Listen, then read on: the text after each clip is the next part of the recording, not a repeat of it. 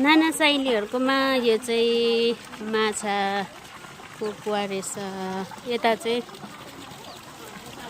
गाई गोठहरु रहेछ। उयो चाहिँ म चाहिँ यता चाहिँ फर्स्ट टाइम झरेको।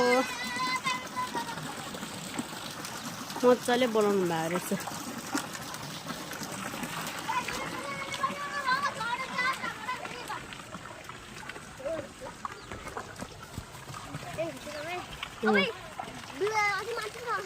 लड्छ कुवामा पस्छ है ल भाइ।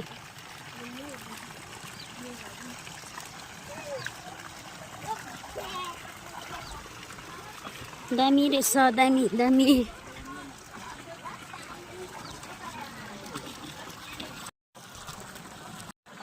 माछा कुकुवामा गोठमा यता घुम्नु आएको हामी चाहिँ नाना साइलीको।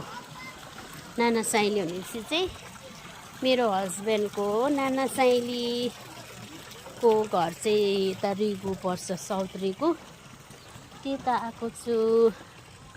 आज चाहिँ नानीको छुट्टी भएर नानीलाई लिँदै यता चाहिँ उयो होला नि। खै त यो चाहिँ उयो गाईको खोलेहरू के चारोहरू लाग्ने गोदाम। यो पनि कति मजाको है। हावा सिरिरी आउँछ होला है। कम्ता पक्का छैन त। यहाँ आएपछि उम्मै निक्लिनु पाउँदैन, उम्बो गएपछि यहाँ आउनु पाउँदैन। तल्लो तल अच्छा हो। आमामामा यहाँ चाहिँ बुन्ने रहेछ नि त। टाइम भयो कि यिनीहरूको। ए हजुर हुन्छ नानी ती छोडिदिनुहोस् न। यो झाडन बुन्ने हो। यो त भ्याउँदैन सुनि। ए यहाँनिर सुनि भ्याउँदैन। यहाँ आयो यहाँ आयो उयो त्यसरी हक्छ सोडेको गर्दा हो।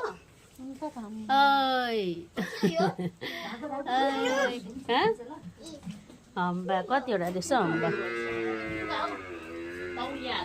दुईटा रहेछ। उपर बाछम रहेछ।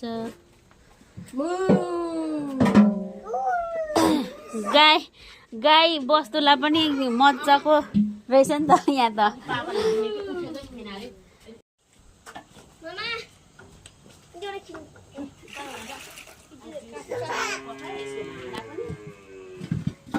खाने टाइम भएछ है। खोले खाँदैछ। छोडै यो त नौकरीलाई जिताउँछ नि हो। यो यस्तो यो दुध त ठिका पनि दिनुहुन्छ होला नि होइन। ए हजुर गाईहरूलाई पनि के साह्रो मजा होइन नि।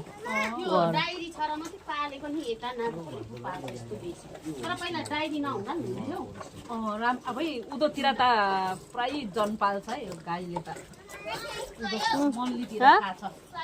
अन्त गर्नु अलिक कुपर गएर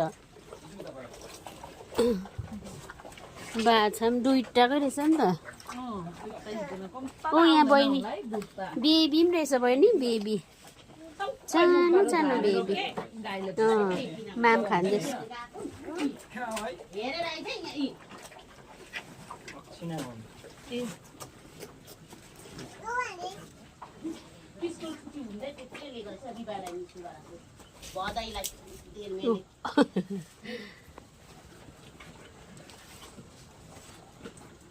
बिचरा हम्बाले खाँदैछ हो।